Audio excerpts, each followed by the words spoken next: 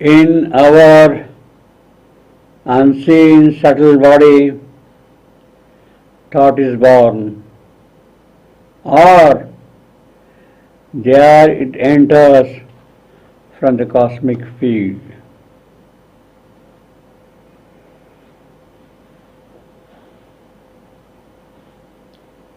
Oft from her soul stepped out a naked thought. So this is the birth of thought in the subtle body, in the unseen subtle body. It comes out, steps out from the soul.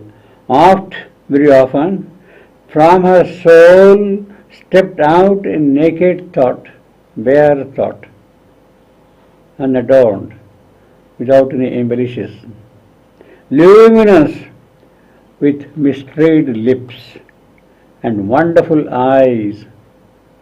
Thought is a person, thought is a being. His lips are mysterious, his eyes are wonderful. Luminous with mystried lips and wonderful eyes.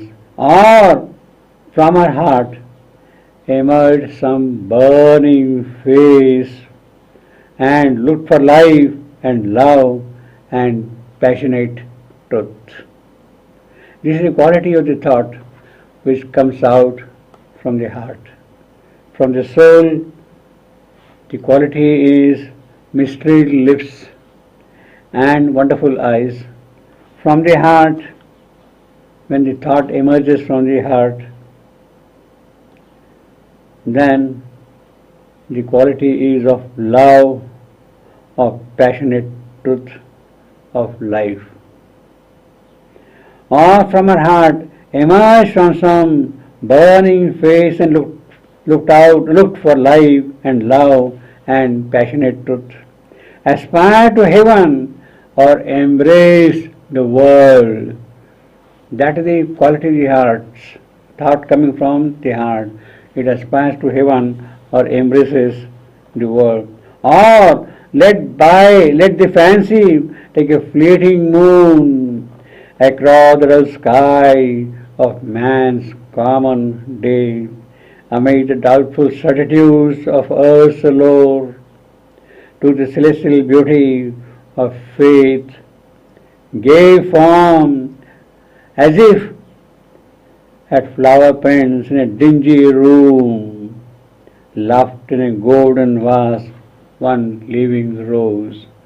So when the thought comes out from the heart, it aspires to heaven, it embraces the world, or else it floats like a drifting moon in the sky, across the dull sky of man's common day.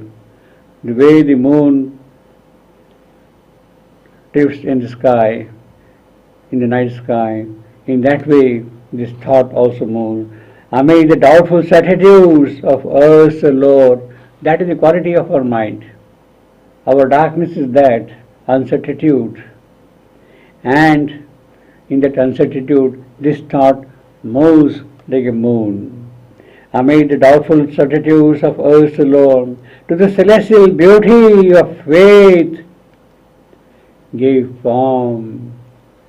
The faith which is there in the heart, it is that it gives a concreteness when the thought arises from the heart. To the celestial beauty of faith gave form. And what does that form do? In a dingy room, it is a flower, it gives it life, freshness. As if a flower prints in a dingy room, laughed in a golden vase, one living rose. So this is the kind of a thought which comes out from the soul or which comes out from the heart. A thaumaturgist, a magician, a creator of wonderful, miraculous things here. A thaumaturgist sat in her heart's deep, compelled the forward stride, the upward look, till wonder leapt into the illumined breast. It is because of him that the breast can become wonderful, luminous, and life grew marvelous with transfiguring hope. Because of this magician, there is the possibility of that wonder growing in us, illumining our breast, taking our life to a different joy of existence, and life grew marvelous with transfiguring hope. A seeing will pondered between the brows. So, either from the soul or from the heart, now the thought coming out from the brow, from Odana Chakra. A seeing will pondered between the brows, thoughts glistening, angels stood behind the brain. When it comes out from here, these thoughts look like angels, shining bright angels. In flashing armor, they are warriors, they are soldiers, and they are there standing in front of us, standing, folding hands of prayer, like hymns, in flashing armor, folding hands of prayer, and poured heaven's rays into the earthly form. So when the thoughts arise from here, from Odana Chakra, they are offering their prayers, standing there with folded hands, and they are pouring the light of heaven into our earthly form. Imaginations flow from her breast on earthly beauty, touches of surpassing joy, and plans of miracle, dreams of delight. This is what happens when it comes from the breast. Around her navel, lotus clustering close. From the navel, the thought is now rising from the navel. These are the thoughts coming from different parts of the subtle body. The 7 chakras, from Sahasrara, Odana Chakra, Vishuddha, Anahata from the heart, Swadhisthana from the navel, Manipura below that, and at the base, Muladhara. Thoughts arising from those various subtle centers. Imaginations flamed up from her breast, unearthly beauty, touches of surpassing joy, and plans of miracle, dreams of delight. Around her navel, lotus clustering close, her last sensations of the teeming worlds, streaming the dumb movements of the unfolding idea. That is what these thoughts are doing. They are bringing out the movements of the unfolding idea.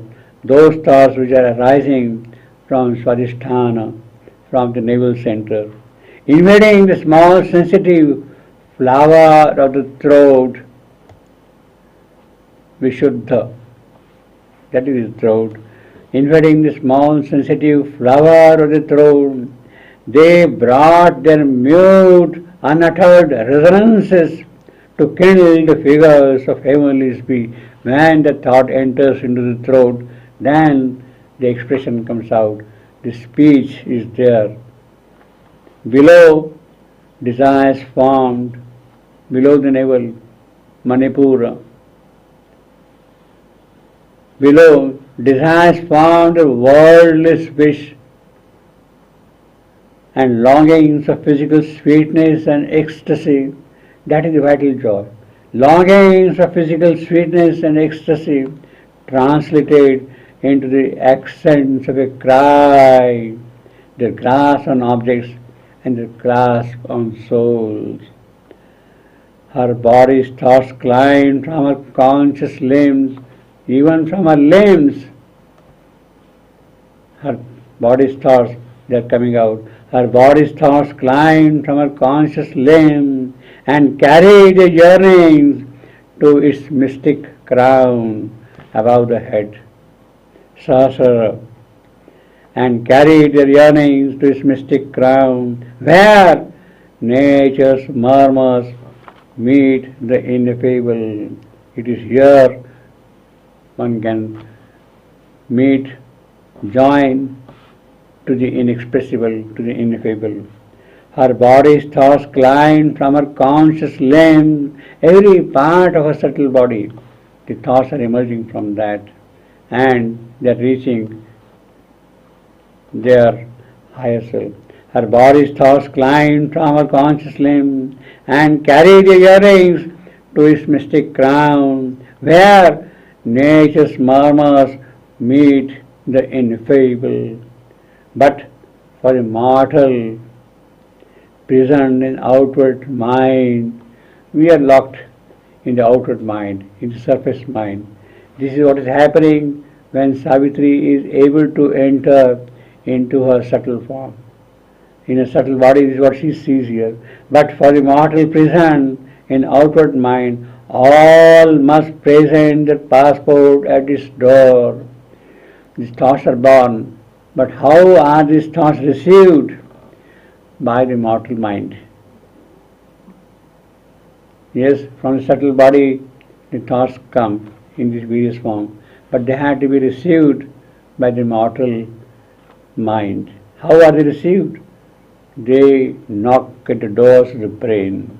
But for the mortal mind, mortal present in outward mind, all must present their passports at its door, at the door of mind.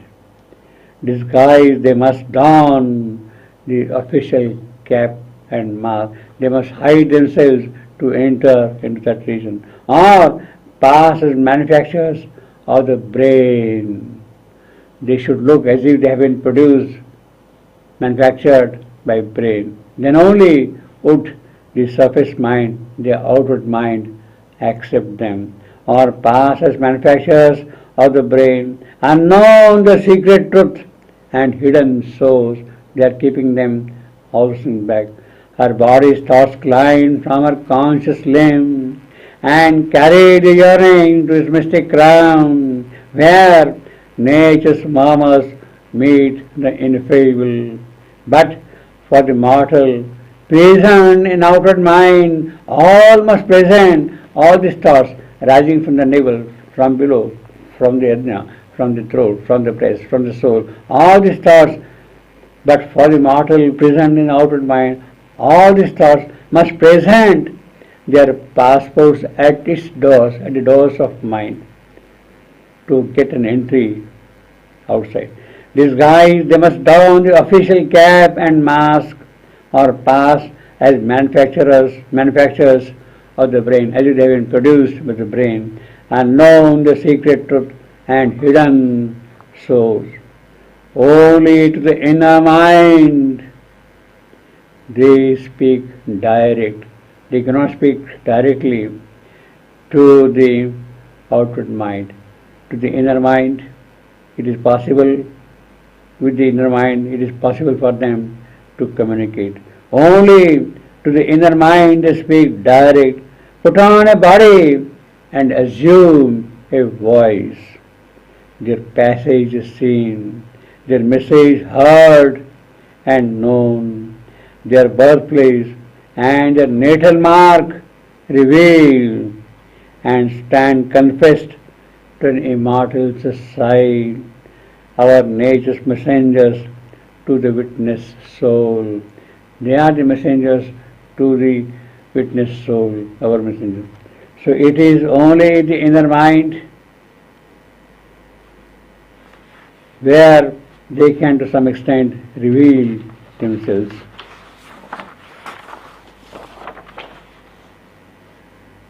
But for the mortal present in outward mind, all must present their passports at its doors. Disguised, they must don the official cap and mask, or past manufacturers of the brain, unknown the secret truth and hidden soul.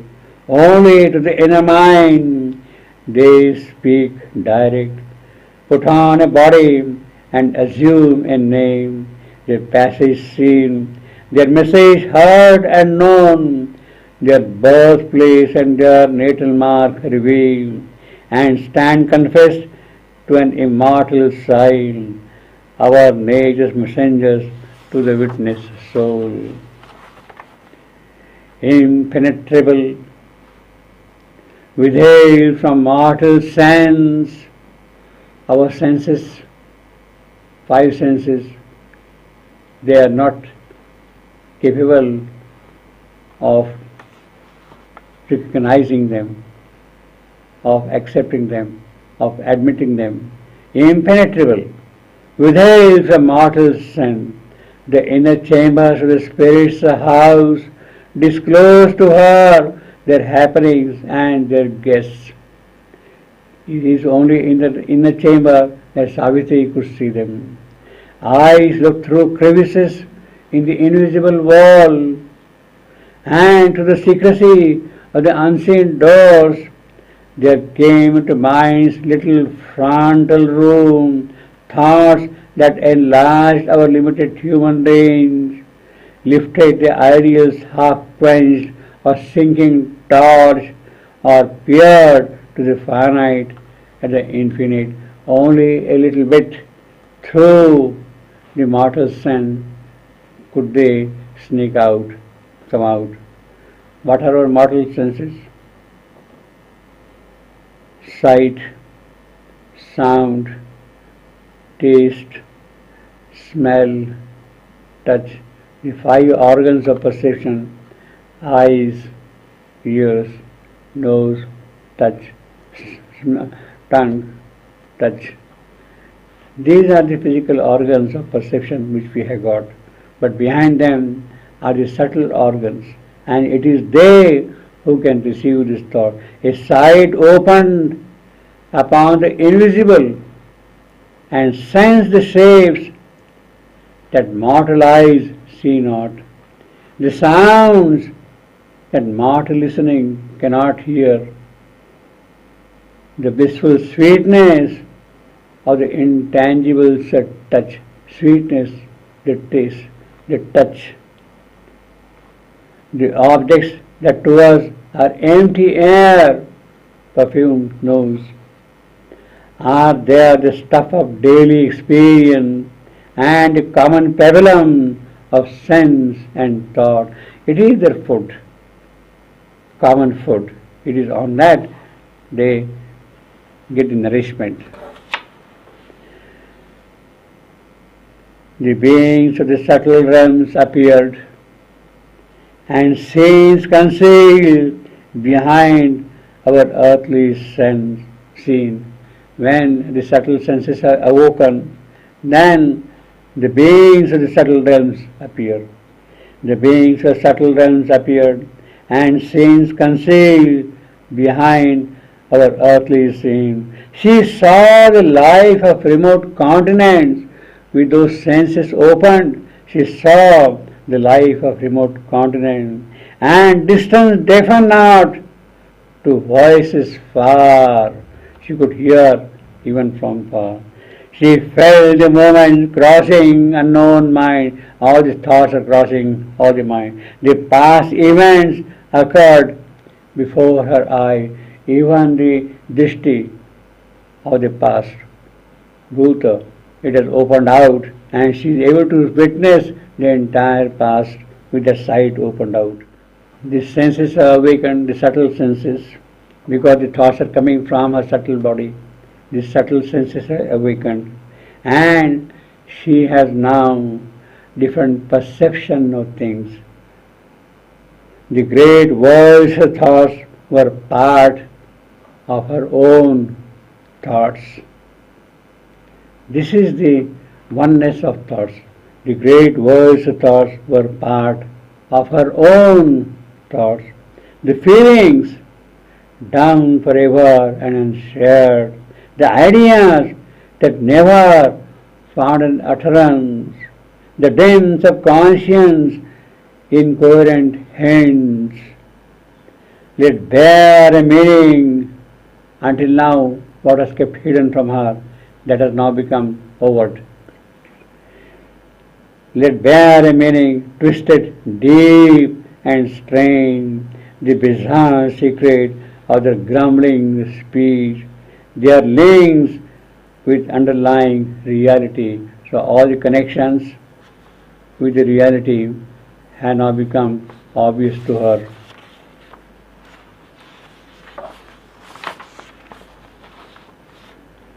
The unseen, what was until now unseen, the unseen grew visible. The inaudible has become now audible. The unseen grew visible and audible. Thoughts leaped from a superconscient field from above. The thoughts are leaping. Thoughts leap down from a superconscient field like eagles swooping from a viewless peak. The way the eagle will swoop down, in that manner the thoughts are sweeping. That is what comes from the invisible, from the inaudible. The unseen grew visible and audible. Thoughts leap down from a superconscious field like eagles swooping from a viewless peak. Thoughts gleamed up from the screen subliminal depths. From above the thoughts are leaping down. The thoughts are rushing up from below, gleamed up from the screen subliminal depths like golden fishes from a hidden sea. The subliminal sea which is there, from that the fishes are gleaming out. The shining thoughts are there. Thoughts are coming like eagles, or they are gleaming like golden fishes. This world is a vast, unbroken totality. There is a connection of the thoughts coming from here and the thoughts gleaming from below. This world is a vast, unbroken totality, a deep solidarity joins its contrary powers. God's summits look back on the mute abyss. So man, evolving to divinest heights, colloques still with the animal and the jinn.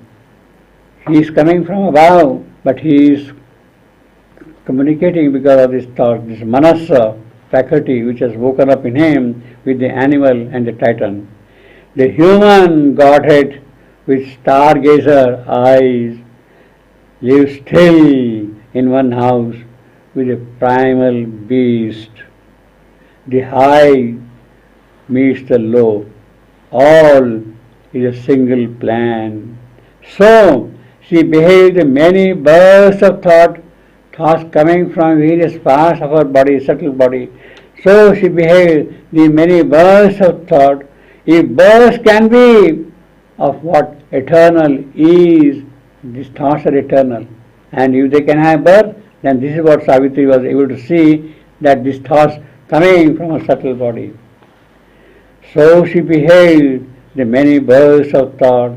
If bursts can be of what eternal is, for the eternal's powers are like himself, timeless in the timeless, in time ever born. This too, she saw that all in outer mind is made. It is not born, it is made.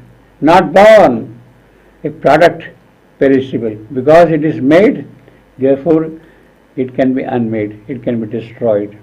This too she saw, that all in outer mind is made, not born, a product perishable. Force in the body's factory by earth force.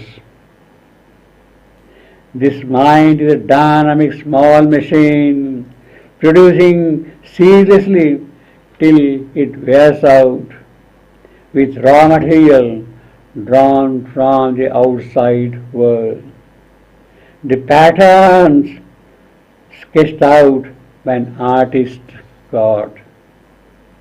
This too she saw, that all in outer mind is made, not born, a product perishable, forced in the body's fatty by earth force.